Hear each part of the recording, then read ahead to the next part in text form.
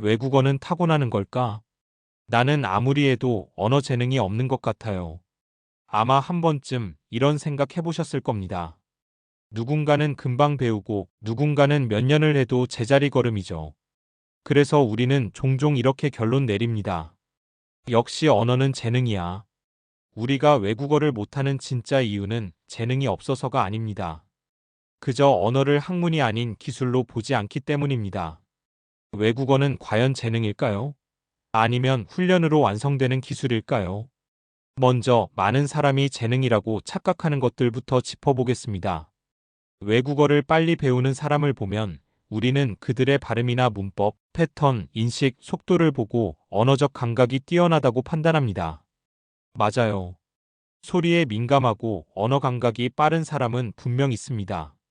과학적으로도 FOXP2 유전자나 언어 적성 같은 선천적 요인이 초기 학습 속도에 영향을 미칠 수 있다는 연구 결과는 존재합니다. 여기서 FOXP2란 인간의 언어 능력과 말하기에 중요한 역할을 하는 유전자입니다. 피아노 연주를 떠올려 보세요. 누군가는 처음부터 리듬을 잘 타지만 그것은 단지 음악적 감각이 빠른 겁니다.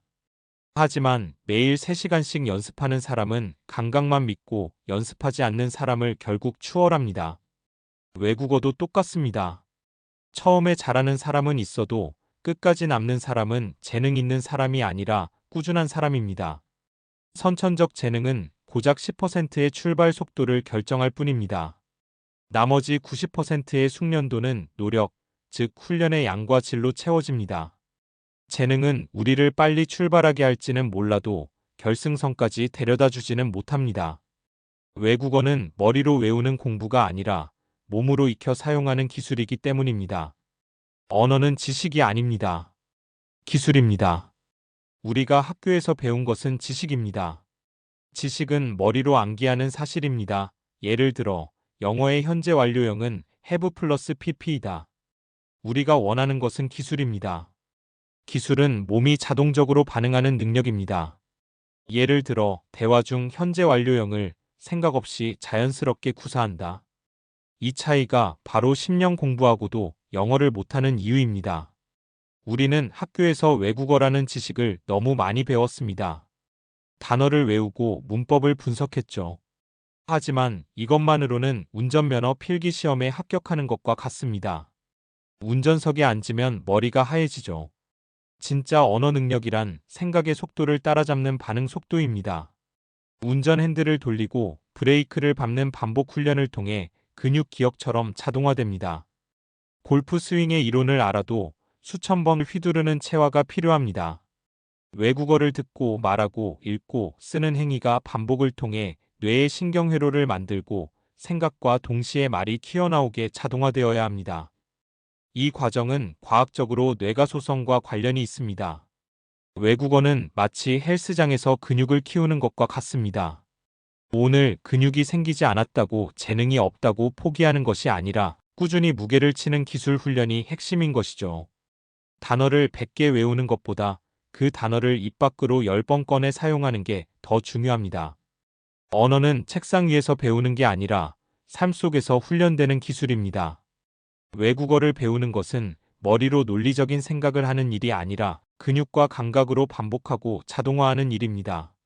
이 자동화된 언어 기술이 우리의 뇌 기능을 향상시키고 더 유연하게 사고하도록 돕습니다. 그렇다면 이 외국어 기술을 빠르고 효율적으로 완성하기 위해 우리가 집중해야 할 것은 무엇일까요?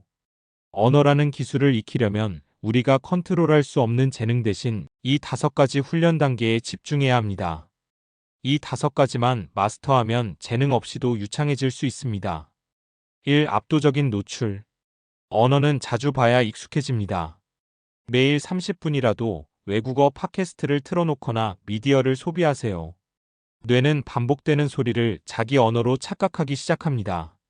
그때부터 배우는 속도가 달라집니다. 이 문장 체화. 언어는 외우는 게 아니라 몸에 새기는 겁니다.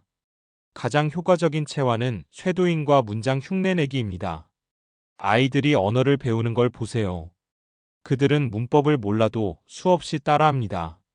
문장을 통째로 외워 몸에 각인시키는 반복 훈련이야말로 진짜 공부예요. 3. 용기. 언어 공부의 가장 큰 적은 실수에 대한 두려움입니다. 틀릴까봐, 발음이 이상할까봐, 비웃음 받을까봐 입을 닫죠. 하지만 진짜 유창한 사람들은 틀리는 걸 두려워하지 않는 사람들입니다. 언어는 완벽할 때가 아니라 부끄러움을 견디고 입을 열 때 성장합니다. 실수할 때마다 우리의 언어 기술은 향상됩니다. 4. 맥락화. 단어와 문법을 따로 외우지 마세요. 언어 기술은 맥락 속에서 사용될 때 완성됩니다. 배운 단어와 표현을 일상생활의 문장 속에 넣어보세요. 예를 들어, 오늘 배운 단어 굿을 사용하여 I feel good today라고 말해보기. 상황과 감정에 연결될 때 언어는 지식에서 기술로 전환됩니다. 5. 일관성. 외국어 기술의 가장 강력한 비결은 꾸준한 습관입니다. 일주일에 7시간을 몰아서 공부하는 것보다 매일 1시간씩 7번 노출하는 것이 언어 습득에 훨씬 유리합니다. 결론은 언어는 재능이 아니라 습관의 기술입니다. 하루 10분이라도 그 언어를 듣고 말하고 써보세요. 이 작은 반복이 쌓여 우리의 뇌에 언어 회로를 단단히 구축할 것입니다. 이제 처음의 질문으로 돌아가 봅시다.